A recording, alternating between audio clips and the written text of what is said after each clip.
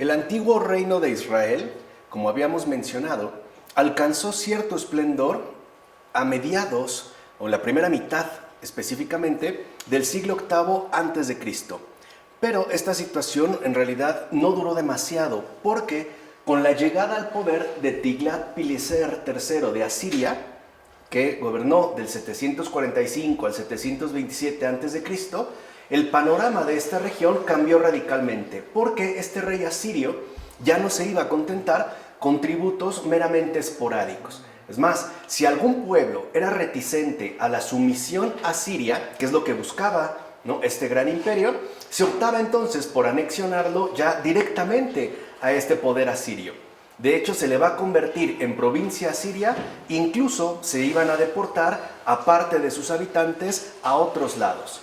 Además, se repoblaban estas zonas con colonos traídos de otros sitios. Entonces vemos cómo el imperio asirio ejerció un poder de sometimiento bastante radical, al grado de que quitaba gente, ¿no?, que pertenecía a esta región y traía gente de otros lados.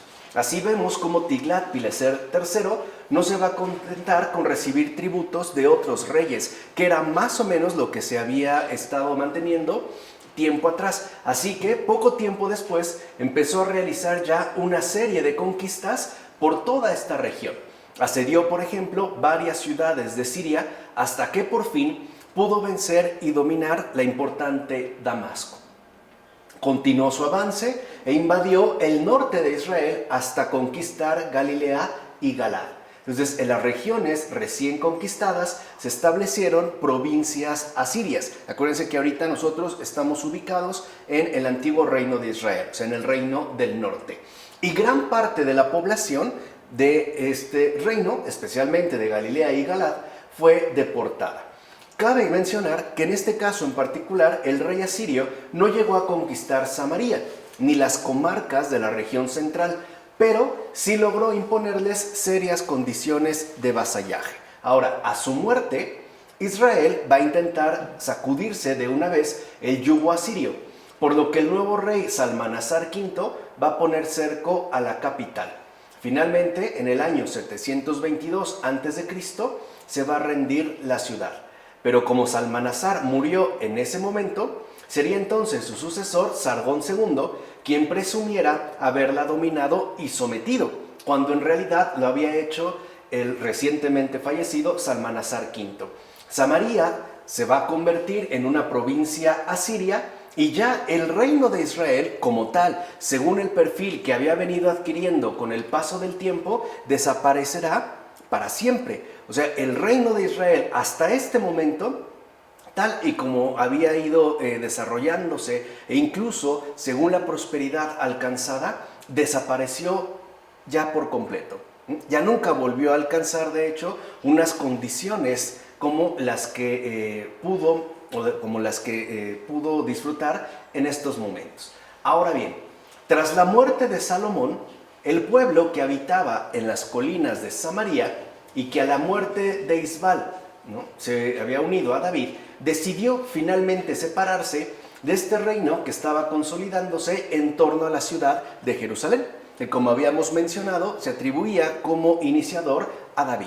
O sea, había ya un distanciamiento bastante notorio entre el reino del norte, conocido como Israel, y el reino del sur, conocido como Casa de David, incluso después como Judá. La tribu de Benjamín, por ejemplo, que era muy cercana a Jerusalén, va a mantener buenas relaciones con los sucesores de Salomón, como se menciona en el primer libro de los Reyes, capítulo 12 y versículo 21. Por su parte, la tribu de Efraín estrechó sus lazos con Manasés hasta tal punto que llegaron a ser fraternales, lo cual de hecho va a configurar una nueva unidad política a la que se le va a denominar Israel. Y el primer rey de esta unidad fraternal fue Jeroboam, que remitiría al año 931-919 a.C., y este tenía su casa de residencia en Tirsá, como se menciona en el primer libro de los Reyes. Entonces, el primero, pues, que va a ser reconocido como el rey de Israel sería Jeroboam. Él fue el que va a impulsar el culto en el santuario de Betel, que es al final donde el rey Jeroboam va a terminar estableciéndose. Y va a ser durante su reinado que va a tener lugar la expedición del faraón Sesonc.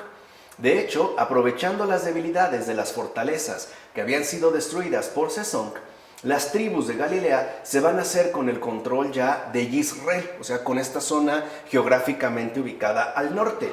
Y ambas sociedades, o sea, la que ya estaba más consolidada, que correspondía a la de Galilea, y la del modesto reino de Israel, que acababa ciertamente de fusionarse, van a terminar integrándose en una sola. Pues bien, cuando muere Jeroboam, le va a suceder en el poder su hijo Nadab, que también se menciona en el primer libro de los Reyes, aunque va a ser asesinado al año siguiente. Su asesino, Basá, era de la tribu de Isaacar, lo cual muestra que las tribus galileas ya intervenían directamente en la actividad política de Israel. O sea, ya tenían una presencia bastante destacada dentro del Reino del Norte. De hecho, el predominio tribal, que va a ser tan variado y numeroso, provocó una gran inestabilidad en el proceso de integración. Basá estableció su capital en Tirsa, la ciudad de Jeroboam, en Efraín, y tuvo un largo reinado de 24 años, que para estos tiempos, ¿no?, del 909 al 886 a.C., se consideraba de hecho un reinado muy prolongado.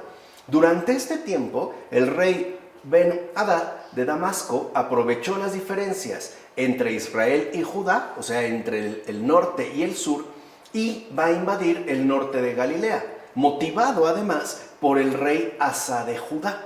O sea, el propio rey Asa de Judá en esos momentos va a apoyar a Ben-Hadad para que ataque esta zona del reino del norte, ¿no?, para que intente ocupar y dominar esta región. Basá va a salir a hacerle frente y la región meridional desprotegida, que justo se vea desplazado, ¿no?, al ataque realizado en la parte norteña, va a ser atacada en ese momento por Judá. O sea, en un intento, pues, por ganar terreno. A Basá le va a suceder su hijo Elá, quien apenas, a diferencia de su padre, cuyo reinado, como hemos dicho, fue bastante largo, reinará solo un año, ya que un jefe de media división de carros, llamado Simri, lo asesinó junto con toda su familia, mientras o sea, Elá, se emborrachaba en casa de su mayordomo. Así pues, Simri, una vez que mató a Elá, se va a apoderar del trono, pero la mayor parte del ejército no lo va a reconocer como rey, y en su lugar nombrarán a Omri. Omri será ya reconocido como rey de Israel. Pues bien, lo primero que va a hacer Omri como rey fue asediar a Simri en su propio palacio. Simri, al verse ya definitivamente perdido y derrotado, prendió fuego al palacio y murió a los 7 días de haber querido usurpar el trono. A su muerte, parte del pueblo va a seguir a Omri. Otros, por el contrario, serán más bien seguidores de Tibni. Pero en pocos días, los partidarios de Omri van a vencer a los de Tibni y solo quedará Omri como rey. O sea, como rey, pues, de Israel. La llegada de Omri al poder tuvo una importancia decisiva. Reinó 10 años, ya que durante ese tiempo se va a consolidar el aspecto político, económico e institucional del reino de Israel. Entonces, mientras Jeroboam sería considerado el fundador del reino, el que lo va a consolidar ya en unas dimensiones mucho más definidas e incluso mucho más permanentes será Omri. Y como se menciona en el libro de los Reyes, Omri compró a Semer un monte por 2 talentos de plata y va a edificar en ese lugar una ciudad, Samaria. Y le va a poner este nombre justamente por Semer, que era el antiguo dueño. Es Omri el que funda la ciudad de Samaria. Al morir Omri, le va a suceder su hijo Ahab. Este va a lograr mantener e impulsar el esplendor de este territorio que ciertamente heredó de su padre Omri. Ahab implementó una política matrimonial que facilitase todo tipo de alianzas con los territorios colindantes. Recuerden que era muy común, ¿no?, esta tradición ancestral tribal de establecer aliados por medio de vínculos matrimoniales. El mismo, por ejemplo, Ahab, ¿no?, va a tomar por esposa a Jezabel, hija de Itobal, rey de Sidón, y además va a casar a su hija Atalía con el rey Joram de Jerusalén. Entonces, estos tipos de matrimonio en realidad eran alianzas políticas que tendían a favorecer los intereses del reino de Israel. El matrimonio de Atalía, o sea, su hija, con Joram, tenía como propósito mantener la paz con sus vecinos del sur, con Judá, que como vimos, ¿no?, se habían mantenido siempre bajo un perfil más bien conflictivo. Ahab también se involucró con el rey de Damasco para evitar la invasión asiria, pero murió en la batalla de Ramón Galad. Se menciona en el primer libro de los Reyes. Cuando él muere, va a subir al trono su hijo Ocosías, el cual solo va a reinar un año. Y luego, ¿no?, quien va a acceder al trono será su hermano Joram. Estamos ya en el año 852 al 841 a.C. Así pues, en una ocasión que Joram estaba reponiéndose en su casa de Yisrael de las heridas que recibiera por parte de los arameos durante un asedio a Ramot Galad, Jehú, un general de su propio ejército, fue allí y encontró que el rey Joram estaba reunido con su sobrino Ocosías, pues este había ido a visitarlo. ¿Qué hace entonces Jehú? Con apoyo de los arameos va a intentar hacerse con el poder. De hecho, va a asesinar a Joram y a Ocosías junto con toda su familia. Así es como Jehú va a lograr la sumisión de toda la capital, o sea, de la ciudad principal que había sido antes fundada, es decir, Samaria. Todos los funcionarios de esta ciudad, o sea, todos, digamos, los principales de Samaria que estaban al servicio de Joram, también van a ser igualmente asesinados. Es más, cualquier partidario del rey recientemente asesinado fue también aniquilado. Y así es como va a dar inicio una nueva dinastía. Jehú se apoyó siempre en la protección ofrecida por el reino arameo de Damasco. Por eso su reinado fue largo. 28 años en el poder duró Jehú. Sin embargo, no tuvo el mismo poder sobre todas las regiones del sur. Ahí siempre, ¿no?, con respecto al reino de Judá, había bastantes dificultades y limitaciones. Le va a suceder su hijo Joacás, y luego reinó el hijo de Joacás, o sea, Joás. Y a su muerte accederá al trono Jeroboam II. Ya estamos en el año 782 al 747 a.C. Jeroboam II fue el que va a restaurar el poder de Israel, que como vimos, ¿no?, parecía verse seriamente amenazado tanto por condiciones externas de presión como por situaciones internas de división. De hecho, me parece, ¿no?, ya que queda en claro cómo en el reino de Israel el asesinato y el homicidio era algo por demás frecuente, sobre todo en relación a los puestos altos de poder, o sea, por hacerse pues con el reinado, ya que, ¿no?, aprovechándose de las luchas internas que en aquel momento tenían arameos y asirios, ¿no?, estaban pues en conflicto, va a lograr entonces Jeroboam II separarse de ese control que fuera ejercido por el rey de Damasco. Es más, será Jeroboam II quien emprenda labores de mejora tanto en toda Samaria como en algunas otras ciudades del reino de Israel. Tras la muerte ya de Jeroboam II, el reino de Israel padecerá de nuevo una serie de intrigas. O sea, pareciera que se había logrado alcanzar un cierto periodo de estabilidad y no obstante, vuelven a presentarse situaciones de conflicto. Su hijo Zacarías, por ejemplo, el hijo de este rey, ¿no?, fue asesinado a los 6 meses de estar en el trono de Israel. O sea, muere su papá, sube Zacarías siendo su hijo y a los 6 meses de estar gobernando es asesinado. Y su asesino y sucesor, Salum, no duró ni un mes en el poder, ya que a su vez fue igualmente asesinado por Menahem, como se menciona en el segundo libro de los Reyes. Todo esto, o sea, este doble, ¿no?, asesinato, sucederá en el año 747 a.C. A Menahem le sucederá en el trono su hijo Pekajías, quien también morirá asesinado al cabo de 2 años. O sea, del 742 al 740 a.C.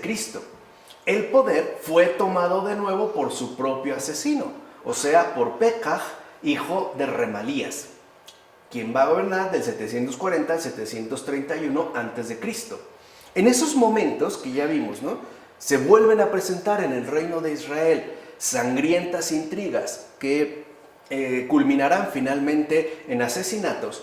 En esos momentos se extendía por toda la zona, ¿no?, por toda esta región, el miedo ya, otra vez, ¿no?, vuelto a aparecer, el miedo pues a las invasiones asirias. Así que algunos reyes menores van a empezar a organizarle para hacerle frente a los asirios, que como mencionamos hace un momento, ya habían logrado dominar en gran medida esta región y habían incluso, ¿no?, deportado a mucha gente perteneciente al reino de Israel. Pekaj entonces va a hacer una coalición con el rey de Damasco y ambos van a intentar que Ahaz, en ese momento rey de Judá, se una a ellos, precisamente para poder sobrepasar los peligros de las invasiones asirias.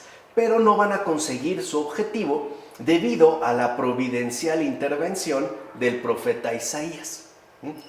Isaías es precisamente quien intervendrá de manera muy providencial para decir que no se una Ahaz a lo que se le está solicitando.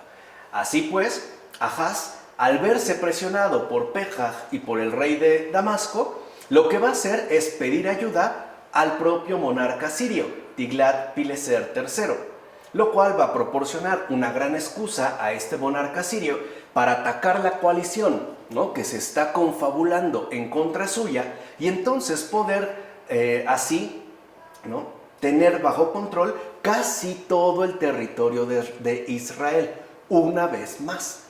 Se aprovecharán pues todas estas intrigas. De hecho, Tiglat-Pileser III va a ganar la batalla y va a deportar a gran parte de la población de aquel territorio. Es más, Israel en esa ocasión solo ya pudo conservar Samaria, recuerden que sería como la ciudad principal, y las colinas de Manasés y Efraín. Se vio pues severamente mermada por el imperio asirio.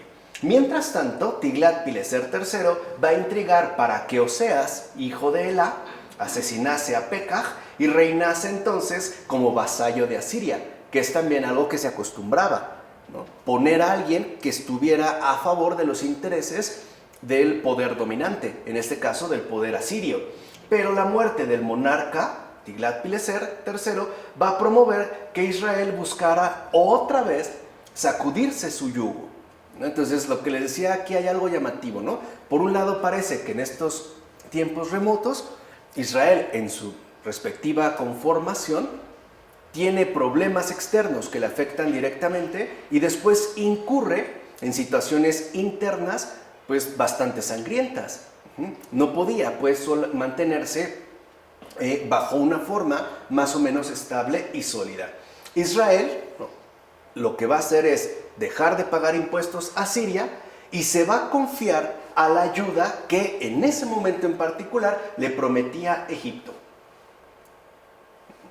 Ahora, digamos, va a recurrir a Egipto, como se menciona en el segundo libro de los Reyes. Sin embargo, el nuevo rey asirio, Salmanasar V, no se va a dejar intimidar y va a ir directamente a Israel a exigir el pago de todos los tributos. O sea, les va a exigir que le paguen todo lo que le deben, en tanto pueblo sometido. Salmanasar V cercará Samaria y va a apresar al rey Oseas, se menciona en el segundo libro de los Reyes. Y pasados 3 años, la capital, o sea, Samaria, finalmente se rinde, en el año 722 a.C. Poco antes de que ya se rindiera, ¿no?, Samaria de manera definitiva, había fallecido Salmanasar V. Así que su sucesor en el trono asirio, Sargón II, fue quien se va a encargar de planificar e incluso de implementar la deportación. Recuerden que eso era algo muy asirio, ¿no? Toda región que era conquistada por el poder asirio sufría la deportación. Buena parte de la población local era deportada y en su lugar traían a su vez personas de otros territorios igualmente sometidos por ellos. ¿Esto para qué? Para que la gente se viera mermada en, digamos, en la posibilidad de unirse en tanto oposición. O sea, lo que hacían era, ¿no?, mezclar personas con intereses distintos para evitar algún tipo de sublevación. Ahora bien, en el libro primero de los Reyes se dice que tras la muerte de Salomón y la partición de su reino, Jeroboam erigirá un santuario en Dan y va a erigir otro más en Betel. Esta decisión estaba encaminada a instaurar un culto oficial en todo el reino de Israel, de modo análogo a lo que el propio Salomón había hecho en Jerusalén cuando éste construyó el templo. Entonces, aquí digamos, Salomón ha construido el templo en Jerusalén y a partir de ahí busca, digamos, alcanzar una cohesión del reino del sur, de la casa de David. En el reino del norte, en este caso, se va a buscar exactamente lo mismo, pero a través de poder instaurar a su vez un culto oficial que logre unificar a todo el reino del norte, o sea, todo el reino de Israel. Así pues, como se menciona en el primer libro de los Reyes, decidió fabricar 2 becerros de oro y dijo al pueblo: ya habéis subido bastante a Jerusalén. Israel, aquí están tus dioses que te sacaron del país de Egipto. Fíjense, o sea, lo que se les está proponiendo en este momento es que ya no vayan a Jerusalén. Ya no va a ser necesario, pues, ¿no?, que estén yendo a Jerusalén, que suban. Ya dijimos por qué el significado de esta expresión de subir a Jerusalén, sino que ahora deben de mantenerse en su propio territorio. Y él les va a ofrecer, digamos, las imágenes de estos dioses que, según él, los han sacado de Egipto. Según el texto bíblico, Jeroboam era un joven fuerte y vigoroso que trabajaba en la construcción de los cimientos del palacio real de Salomón. O sea, era alguien que conocía a Salomón y que además había trabajado en la construcción del templo que éste edificó en Jerusalén. Es más, el propio Salomón lo había nombrado a Jeroboam inspector de los obreros, pero Jeroboam se va a rebelar contra Salomón, algo que también se menciona en el primer libro de los Reyes. De hecho, Salomón va a intentar matarlo, se intentó matar a Jeroboam, pero este huye a Egipto y se va a quedar ahí hasta que Salomón muera. Y también se va a mencionar en el primer libro de los Reyes. A su regreso, asumió las negociaciones con Roboam para que aliviase la dura servidumbre que Salomón había impuesto sobre el pueblo. Algo que también vale la pena destacar, porque lo importante era la construcción del templo, aun cuando éste se hiciera a costa de oprimir a la gente. No obstante, al final aquel monarca endureció todavía más la condición de opresión de estos trabajadores. O sea, se menciona en el primer libro de los Reyes. Y la liberación de los trabajos forzados solo se consiguió por medio de abandonar aquel territorio. No había otra alternativa más que salir de ahí. Así pues, estos trabajadores oprimidos van a tener que irse a un lugar retirado donde el opresor ya no pueda seguir imponiendo su respectivo poder. Lo que harán es abandonar el territorio de Judá y al llegar al santuario de Betel, o sea, en el norte, encontraron el becerro de oro que antes ya se había construido. De hecho, lo van a asumir como una manifestación espontánea de protección del Dios que había conseguido su liberación. Entonces, si lo ven, aquí el becerro de oro, ¿no?, en base a estos acontecimientos, sigue manteniéndose ligado a esta cuestión de la liberación. Entonces, eligieron Betel como lugar de culto para conservar vivo el recuerdo de las tradiciones del Éxodo, que efectivamente giraban en torno a la cuestión de la liberación, o sea, de esta obra de liberación que Dios había llevado a cabo. Por eso ya vemos las bases, el por qué se va a marcar una oposición tan tajante entre el santuario de Betel con el becerro de oro que remitía a la experiencia de liberación del Éxodo, y el templo de Jerusalén en el sur, que también remitía a esta obra de liberación llevada a cabo por Dios. Las tribus de la región central tenían ya el antecedente de un común antecesor, de quien se derivaría la hermandad entre todas ellas. Este antecedente común, que podía, digamos, servir como una base de hermandad, era lo que llamaban Israel, o bien Jacob. Era, digamos, como el tronco de cual provenía toda esta respectiva hermandad. En aquel territorio había varios lugares de culto donde se guardaba memoria de este patriarca común, o sea, Jacob. Por ejemplo, había un altar en Siquem, como se menciona en Génesis. También había una estela en Betel, como se menciona en Génesis. O el nombre de Penuel, impuesto al lugar donde este patriarca común luchó con un personaje misterioso al que se identifica con Dios. También se menciona en Génesis. Así pues, ¿no? Ahorita que estamos ubicados en el Reino del Norte, a diferencia de lo que había sucedido con David y Salomón, los cuales habían otorgado la centralidad del culto al templo de la capital, o sea, Jerusalén, Jeroboam, por el contrario, en el norte, va a recuperar la actividad cultural en estos santuarios locales que están estrechamente vinculados a las tribus, y asimismo va a mantener en sus funciones el sacerdocio propio de cada uno de dichos santuarios. O sea, se están dando pues como dos desarrollos completamente diferentes. En el sur, el templo es el referente central. Y dentro de este templo hay un único sacerdocio aceptado. En el norte no. En el norte se respeta el sacerdocio que se ha, digamos, ¿no?, llevado a cabo en cada uno de estos santuarios, y se toma en cuenta también la actividad cultural de las diversas tribus. Por supuesto, a lo que es importante es que este becerro de oro sirvió de compromiso relacional con formas cultuales arcaicas que todavía estaban arraigadas en esta región. O sea, no solo la figura de este becerro se dirigiría al pueblo de Israel, sino que también les era cercana, incluso podemos decir más o menos familiar, a las otras tribus arcaicas que estaban en esta región. Pues bien, las denuncias proféticas de Oseas dejan testimonio de que casi 2 siglos después, este becerro de oro seguía siendo todavía muy popular. O sea, lo que denuncia Oseas no es tanto al becerro de oro, sino el apego que la gente, ¿no?, de este pueblo que el Señor ha liberado siga manteniendo con respecto a los ídolos.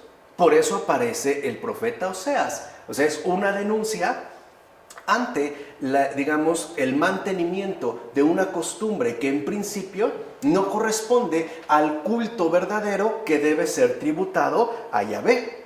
Porque, como menciona el propio profeta Oseas, la gente incluso besaba a este becerro de oro. Y cuando este becerro de oro, como también lo dice el profeta Oseas, ¿no?, cayó en manos de los asirios, la gente en general, digamos, tanto gente del pueblo del reino de Israel como la gente de las diversas tribus, hicieron un enorme duelo. Es justo lo que está denunciando el profeta Oseas. O sea que el Señor aquí también, digamos, muestra algo de su pedagogía. No es que llegue y arrase, llega, revela y se manifiesta. El problema es cuando no se asume, ¿no?, lo que él evidentemente ya ha dado a conocer. Además, Jeroboam también había impulsado un modelo social que se presentaba en clara oposición política al reino del sur, o sea, en este caso, a Judá. Vean, o tratemos de entender por qué va a ser tan contrastante entre uno y otro. Ya el rey Omri había implantado un trato cordial con sus vecinos más cercanos, y por tanto, el propio rey Omri se había mostrado abierto a las relaciones comerciales e incluso familiares con todos ellos. vimos cómo también, ¿no?, se buscaban las alianzas matrimoniales con un interés político. ¿Qué va a traer, digamos, consigo esta apertura, esta cercanía, este trato tanto comercial como conyugal? Bueno, que se dé una mayor circulación de ideas religiosas extranjeras en su propio reino, o sea, en Israel, especialmente en la ciudad de Samaria, que es su capital, y en consecuencia, la introducción también de nuevos cultos.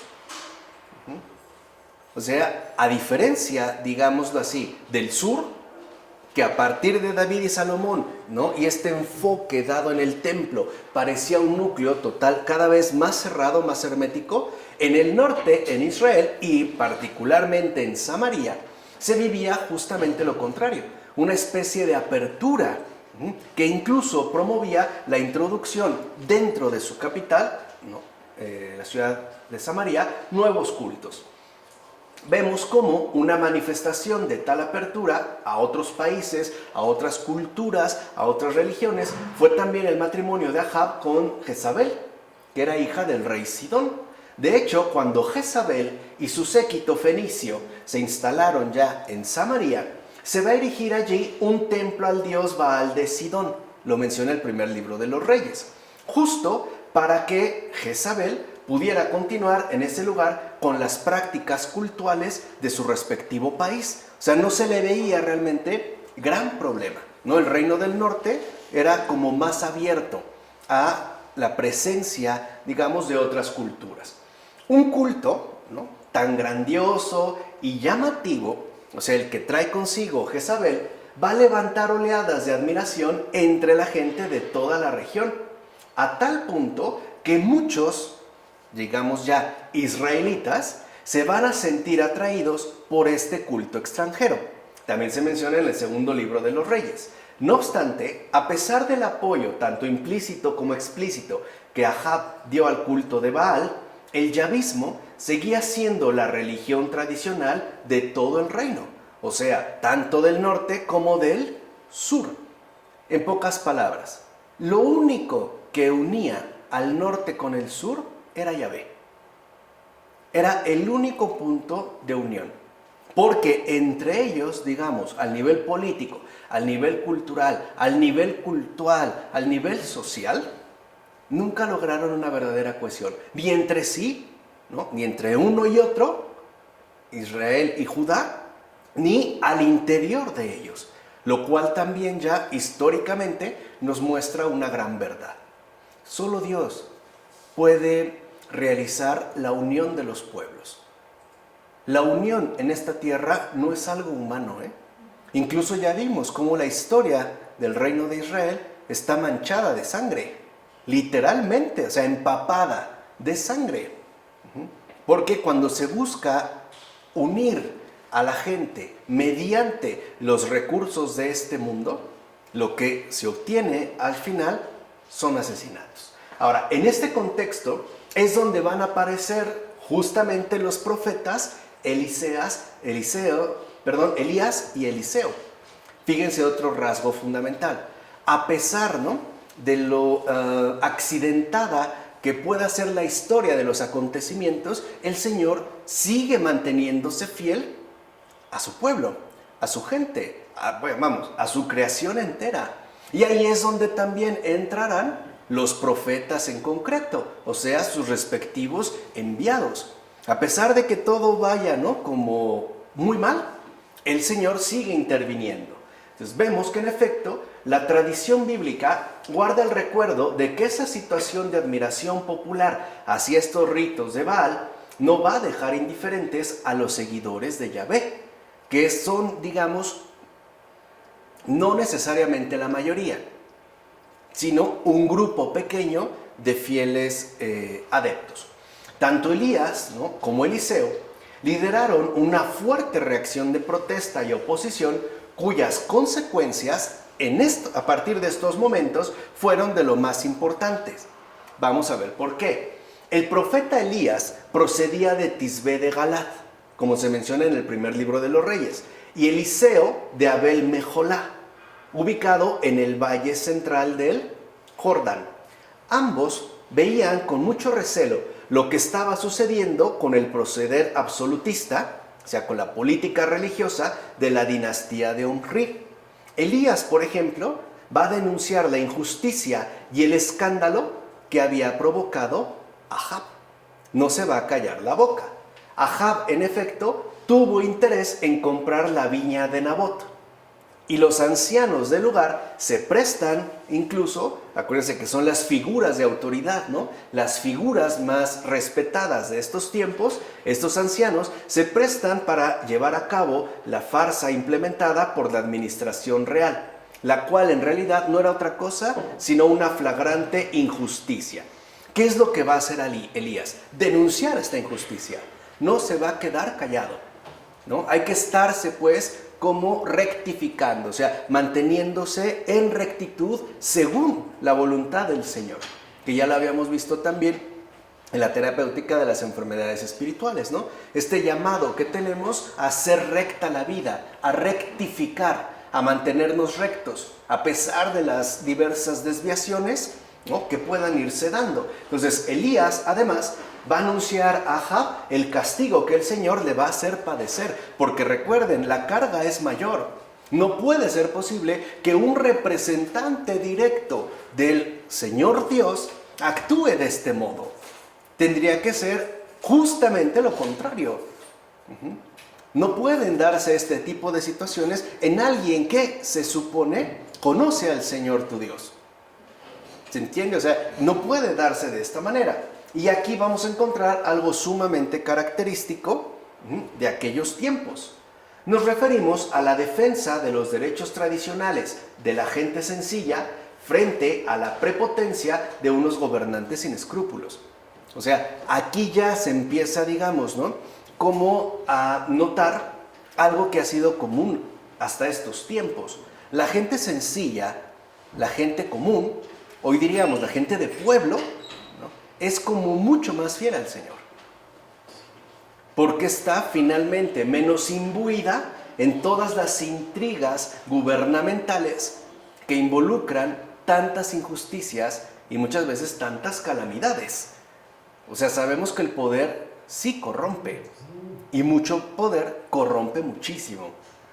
Aquí se empezará a dar justo, ¿no?, esta situación, lo cual es inseparable de la lucha de la religión yavista contra estos cultos ajenos apoyados por el poder oficial. Entonces vean algo importante.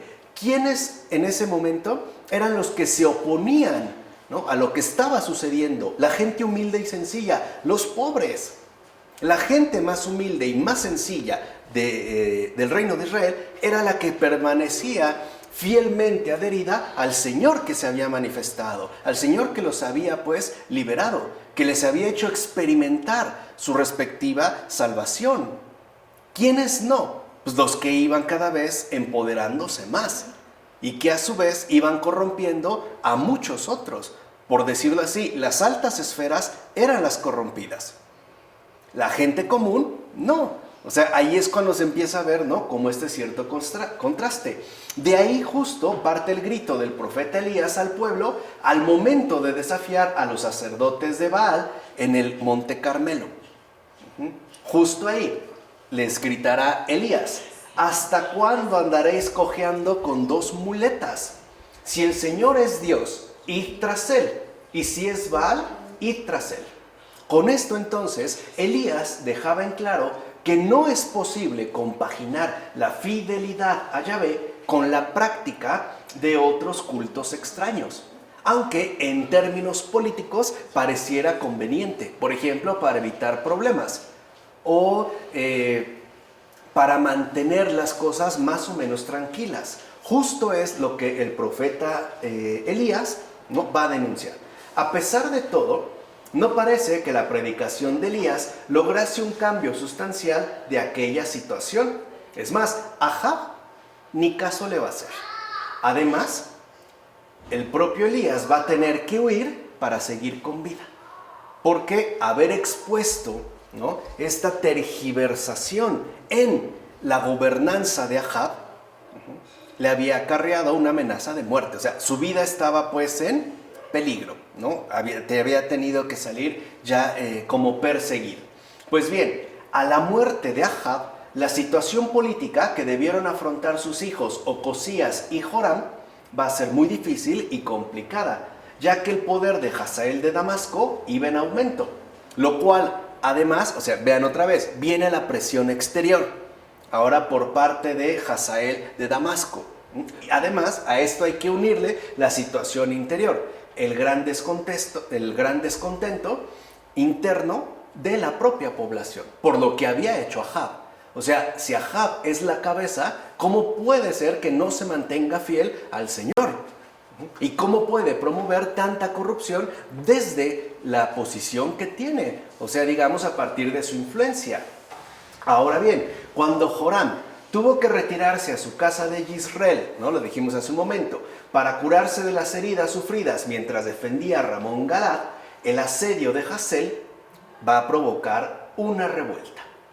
Según el segundo libro de los Reyes, Eliseo ungió en ese momento a Jehú como rey de Israel, quien de hecho era uno de los generales de Joram.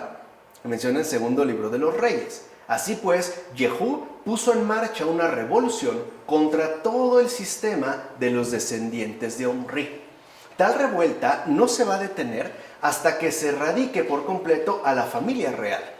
Se va a destruir el templo de Baal en Samaria y también se va, ¿no?, a pasar a cuchillo a todos los sacerdotes que estaban en este templo y además a todos sus devotos. A todos, pues, ¿no?, se les va a dar cuello. A partir de entonces, solo así quedó fuertemente grabado en el alma israelita que Baal es incompatible con Yahvé. Enfermedades drásticas, remedios bien drásticos, ¿eh? En serio, o sea, solo así se le quedó grabado. Y entonces se comprendió que la introducción del culto a Baal es lo que estuvo en el origen de tan grandes males. O sea que en realidad no es que Dios haya castigado, es que estaban padeciendo las consecuencias de su respectiva infidelidad. Lo cual otra vez adquiría tintes pues, bastante extremos. Incluso podríamos decir pues, bastante alarmantes, ¿vale? Y es justo bajo este contexto social tan revuelto, tan conflictivo, que va a aparecer en Samaria un ganadero del sur, Amós de Tecoa, el profeta Amós. Justo bajo este contexto, por ahí, ¿no?, del año 760 a.C. Amós, que era ganadero en el sur, es ahora enviado al norte. Amós, el profeta Amós, fue ahí a proclamar un gran mensaje en nombre de Yahvé. Amós denunciaba los abusos sociales, políticos y religiosos que destruían la sociedad y dañaban a las personas, en especial a los más débiles y desprotegidos, es decir, a los pobres. Amós es el gran profeta también, ¿no?, defensor de los pobres, de los desprotegidos, o sea, de todos aquellos que han padecido más y más los abusos sociales, políticos y religiosos que se estaban dando ya en esa región. Su predicación, la predicación del profeta Amós, poseía tonos radicales y por eso no va a ser casual que no tardara en provocar conflictos con los funcionarios del culto oficial. Por ejemplo, el sacerdote Amasías de Betel. O sea, Amós, ahí lo que va a provocarse son enemistad. No, se va a provocar enemistades. En particular, de aquellos a los cuales, ¿no?, está exponiendo y está denunciando. Las palabras que va a pronunciar Amós, ¿no?, que proviene del sur en Samaria, no fueron recibidas ni por el rey Jeroboam ni por los grandes terratenientes y comerciantes. O sea, no le van a hacer caso. Ellos están, hoy diríamos, en lo suyo. No, ellos están en sus negocios políticos. Ellos están en sus estrategias, etc. Aunque sí es verdad que un grupo reducido de discípulos suyos se van a encargar de recogerlas y transmitirlas. Pues imagínense que Amós se presenta en Samaria, empieza su predicación en el nombre de Yahvé, ¿no?, y aquellos a quienes va dirigido no le hacen caso. Pero un grupo de discípulos que sí se lo toma en serio, serán los que se encarguen de recoger y transmitir las palabras, o sea, las enseñanzas de este profeta. Y esto, ¿no?, van a ser los primeros pasos de una literatura religiosa con tintes polémicos, de denuncia, ¿no?, etcétera, que va a ser conocida posteriormente como profética, a partir de Amós. Algo parecido sucederá poco después, o sea, a partir del año 750 a.C., con un hombre del propio reino. O sea, este sí era del norte, Oseas. Allí aparecerá el profeta Oseas. En este caso, la crítica de Oseas se centró especialmente en denunciar la errática política de alianzas que fuera seguida por los reyes de Israel, sobre todo en los últimos años, pues estas alianzas eran establecidas o rotas según las conveniencias del momento. O sea, no implicaban ningún tipo de compromiso definido en términos de fidelidad. En todo caso, tales alianzas de conveniencia conducían tanto a la pérdida de la identidad israelita como a la corrupción lamentable de la moralidad de toda la gente. Es más, en pocos años, tal corrupción traería consigo la desaparición del reino, que, dicho entre paréntesis, es aquello que San Agustín también atribuyó y de hecho expuso en relación a la caída del Imperio Romano. Si uno lee La ciudad de Dios, este gran libro que me parece que por fin alcanzó su verdadera actualidad, ¿no?, se adelanta como 1000 años literalmente al acontecer histórico, veremos cómo los 10 primeros libros, o sea, prácticamente la mitad de la obra, lo que denuncia es esto. Si el Imperio Romano cayó, no fue por el cristianismo, fue por la corrupción de sus propias costumbres. Que justo cuando las costumbres morales de la gente se corrompen, lo que sigue a continuación es una decadencia, hasta acabar finalmente en catástrofe. Ahora, para Oseas, la continua adulación de los asirios, se puede ver Oseas capítulo 8, versículo 9, era ante todo una manifestación clara del olvido de la identidad de Israel, porque Israel es lo que es por Yahvé, no por sí mismo, es por Yahvé. Cuando este pueblo, ¿no?, empieza a adular a dioses extranjeros, a cultos diferentes, etc., lo que realmente está padeciendo es una crisis de identidad. O sea, en síntesis, está perdiendo de vista sus verdaderas raíces, que como vimos desde el principio, y por eso empezamos nuestro primer recorrido hablando de la tierra, estas raíces no son de este mundo. No pueden ubicarse justo dentro de una tierra en particular.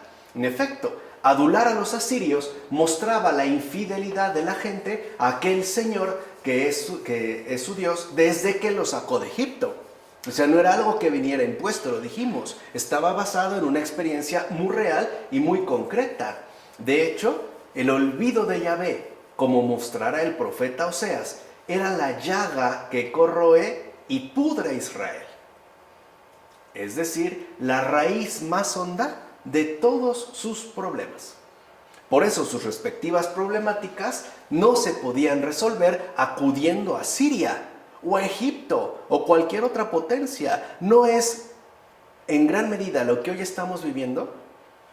No le podríamos mencionar el olvido de Yahvé, pero no es el olvido de Jesús, no es el olvido del Padre, del Hijo y del Espíritu Santo también. Esta llaga tan profunda que está corroyendo y pudriendo nuestro mundo contemporáneo, ¿no es esa justo la raíz de todos los problemas? Heidegger medio se acerca cuando habla del olvido del ser, es el gran problema, pero no es el olvido del ser, es el olvido de Él, es literalmente el olvido de Dios, a pesar de que Él en ningún momento se ha olvidado de nosotros. Bueno, como dirá entonces de manera clara el profeta Oseas, que son palabras que creo nos deberían de calar hondo a nosotros en estos momentos. Dirá el profeta: Efraín ha acudido a Siria, ha enviado embajada al gran rey, pero ese no podrá sanaros ni curar vuestra llaga. O sea, lo que están haciendo es algo tanto inútil como estéril. Están buscando remedios que no solucionan absolutamente nada. Lo que tenía que hacer Israel era invocar a Yahvé. al Señor tu Dios. En todo caso, evidentemente, ¿no? La única solución a todos los problemas que están atravesando podría venir del rechazo a toda alianza o acercamiento con alguien que no sea el Señor. Y por ende, la conversión a Él, que es también lo que Oseas, ¿no?, va a exponer de manera bastante drástica. Dirá Oseas: conviértete, Israel, al Señor tu Dios, pues caíste por tu culpa. Caíste por tu culpa. Preparaos las palabras y convertíos al Señor.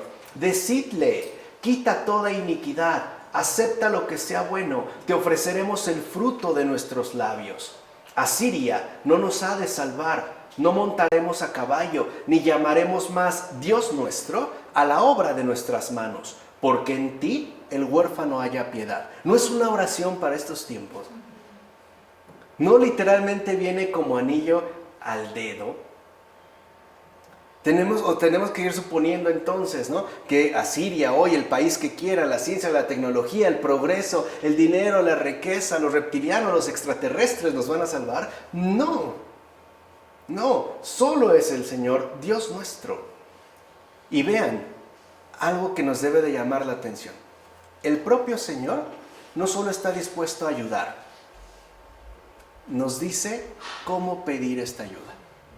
Todo, que es lo que nos debe de llamar. O sea, no solo está dispuesto a salvarnos, nos dice incluso, ¿no?, cómo pedir esta salvación. Literalmente, palabra por palabra. El profeta Amós, ¿no?, sería, digamos, un texto que vale la pena leer, más bien meditar, en estos momentos en particular que atravesamos. Tenemos que decirle también: quita toda iniquidad, acepta lo que sea bueno, te ofreceremos el fruto de nuestros labios. Y quizá en estos momentos el fruto más valioso de nuestros labios es un simple pero sincero perdón. Perdón. Con el Señor las cosas son sencillas, son simples. Perdón, ese es el fruto. Podemos volver a empezar contigo, ya no seguir sin ti. Sí, pero no solo con él, también con el huérfano. El huérfano, lo primero, Sí. el pobre, la viuda. No, bueno, ahorita vamos aquí, ¿no? La primera. O sea, este mundo no nos ha de salvar, ni nada que sea de este mundo nos va a salvar, ¿no? No buscaremos remedios que solamente nos terminan engañando, ni estaremos buscando soluciones que al final no sirven de nada. Ya no recurriremos a la obra de nuestras manos, porque en ti, nosotros, pobres, huérfanos, etcétera, es donde hallamos piedad. Perdón, y no solo por habernos olvidado de ti, por habernos olvidado de nuestros propios hermanos, de los pobres, de los más abandonados, ¿no? Acuérdense de las palabras del profeta David: Señor, he pecado contra ti, hoy no basta. De verdad, no es suficiente ya, ¿eh? No. Es decir, ya no es suficiente. Para David sí, para nosotros no. Nuestra situación es diferente. Hemos pecado contra ti y contra mi hermano, contra el pobre, contra el desamparado, ¿no?, contra el desfavorecido, contra el deforme, contra el enfermo, contra el olvidado, ¿no?, el oprimido, el huérfano. A ti te fallé y a él más. Literal, o sea, hoy la balanza está inclinada hacia el prójimo. Les dije, este es el momento donde se busca atentar contra el prójimo. El antecedente directo de mediados del siglo XIX y de XX era el ateísmo. Hoy es, digamos, el antiprojimismo. Va contra el prójimo, va contra el otro, al que tengo al alcance. Este es el fruto también precisamente de nuestros labios, en una situación tan convulsionada, ¿no? Y no es que se requieran como hacer grandes cosas, sino con sencillez, o sea, un arrepentimiento también sincero, una invocación del corazón y extender la mano al que lo necesita, que son muchos. Hoy de verdad la necesidad es tan grande en todos los niveles, económicas, espirituales, educativas, que uno no se da abasto. No, ya no se pueden dar abasto. Son muchas manos, son demasiadas. Pesa. Y ahorita también hay que tomarnos más en serio lo que dijo el Señor, ¿no? Pedirle al Padre que envíe trabajadores. El trabajo es mucho, ¿no? Mucho. Y los trabajadores bien pocos. bien poquitos. Pesa, o sea, a todos los niveles, ¿no? Es como una carga inmensa. Así pues, vale la pena entender, ¿no?, cómo el Señor está involucrado aún en las situaciones más convulsas o más problemáticas. Y lo mejor de todo, que siempre está dispuesto, ¿no?, como dice mi querido Ronnie, a salir al rescate, ¿no?, a la primera provocación. O sea, no hay que ceremoniar tanto las cosas, ¿no? Basta con una invocación sincera para que todo esto pudiera cambiar. Y además de manera inimaginable. Bueno, ok, así pues, esa fuerte condena a esta política de alianzas que fuera establecida en el Reino del Norte, sobre todo por cuestiones políticas, constituye una clara invitación a valorar y ser fieles a la única verdadera alianza que serviría a Israel, es decir, la que fuera establecida desde los tiempos de su liberación de Egipto. ¿Qué llevaba el pueblo, ¿no?, digamos, durante su travesía en el desierto? ¿No era el Arca de la Alianza? No era para que entendiera que lo único que debe de llevar sobre sí, lo único de lo que no puede apartarse, o sea, al final, lo único de lo que depende totalmente es de la alianza con el Señor. Entonces, en síntesis, vemos que Oseas llama a todo el pueblo a ser fieles al Señor, fuente de toda salvación en este mundo, porque su alianza es justamente una alianza de salvación. Ese es el llamado de Oseas. Por eso, hoy también deberíamos de pedir al profeta Oseas que interceda por nosotros, que realmente, ¿no?, interceda por nosotros para que escuchemos las palabras que dijo hace tanto tiempo. Y que bueno, si en su momento no fueron recogidas de todo corazón, pues para eso estamos ya nosotros, para acogerlas realmente. O sea, los enviados del Señor no hablan en vano, atraviesan todos los tiempos y se dirigen a cualquier persona humana en esta tierra. Porque quizá lo único que tenemos que hacer es arriesgarnos, ¿no?, a literalmente hundirnos en esa fuente de salvación para todos, en esta alianza con el Señor. Esto sería algo fundamental. Sigue habiendo asesinatos, sigue habiendo intrigas, sigue habiendo, ¿no?, infidelidades, caos, desastres, etcétera, catástrofes anónimas, conocidas, desconocidas, etcétera.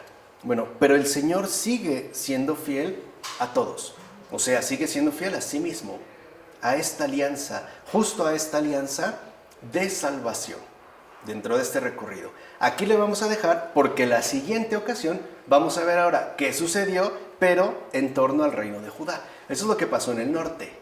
Y si se dan cuenta, ¿no?, que es algo que también hay que entender dentro de este estudio histórico, no solo es el acontecer de lo histórico, sino el papel también que juegan los enviados del Señor, en este caso los profetas, que no vienen ni espontáneamente ni casualmente, que también a pesar de todo, ¿no?, en nombre del Señor, se involucran en lo que está sucediendo y nos muestran el camino para poder salir de tanto atolladero. ¿De acuerdo?